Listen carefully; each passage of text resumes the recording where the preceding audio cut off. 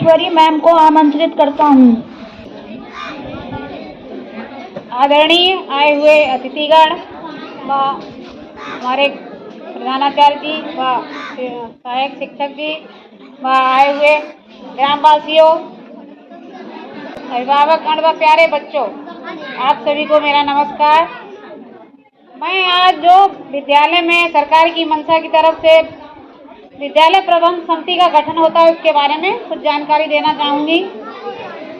विद्यालय प्रबंध समिति का जो गठन होता है जो विद्यालयों में, उसमें सबसे पहले तो मैं इस बारे में बताऊंगी कि उसका गठन किस तरह से होता है। जो विद्यालय समिति का गठन होता है वो हमारी ग्रामवासियों को सूचित करके खुली बैठक के द्वारा किया जाता है।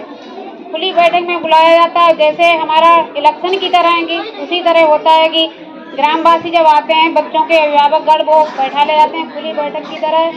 और उसमें दो लोग रखे जाते हैं। उसमें जिसकी तरफ से ज़्यादा वोट पड़ते हैं, जिसकी तरफ से ज़्यादा हाथ उठते हैं, उसी को शिक्षा समिति का अध्यक्ष चुना जाता है। इसमें शिक्षा समिति में 15 लोग होते हैं।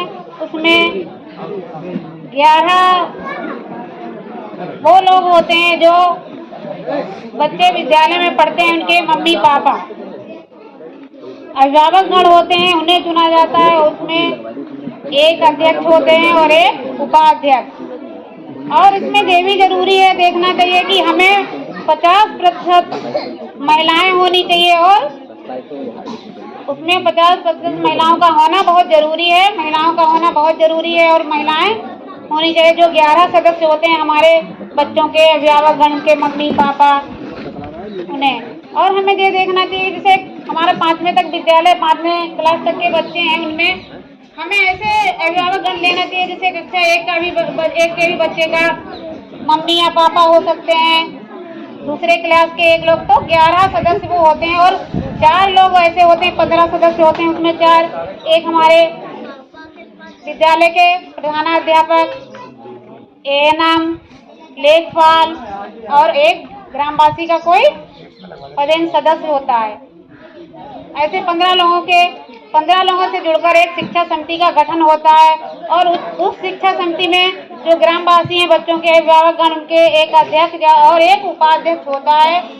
और उनमें से हमारे उसी जो शिक्षा समिति का गठन होता है उसका हर महीने में एक बैठक बुलाई जाती है। उस बैठक में शिक्षक अभिभावकगणों की विस्तार पूर्वक चर्चा होती है कि हमारे विद्यालय में क्या प्रोन्नति होनी चाहिए, इसमें क्या कमी है, कहाँ पे किस बच्चे में क्या होना चाहिए। हमारा बच्चा, उन लोगों के भी बच्चे यहाँ पे पढ़ते होते हैं, उन्हें पता होना चाहिए कि हमारा बच्चा पीछे किस स्तर पर था, कहाँ पे पहुँच चुका है, इस तरह से।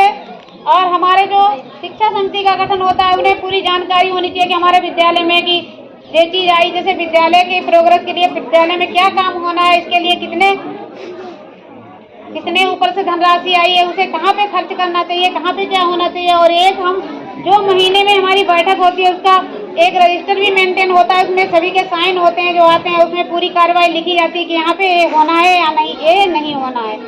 इसलिए अभिभावकगणों का बहुत ही जरूरी है। और हमारे अभिभावकगण जो हैं शिक्षा समिति में जो चुने जाते हैं उन्हें भी बहुत विद्यालय के प्रति सहयोग देना चाहिए और जानना चाहिए कि हमारे गांव के जो बच्चे पढ़ रहे हैं उनके लिए क्या कमी है, क्या मिल रहा है, क्या नहीं मिल रहा है। इसी तरह से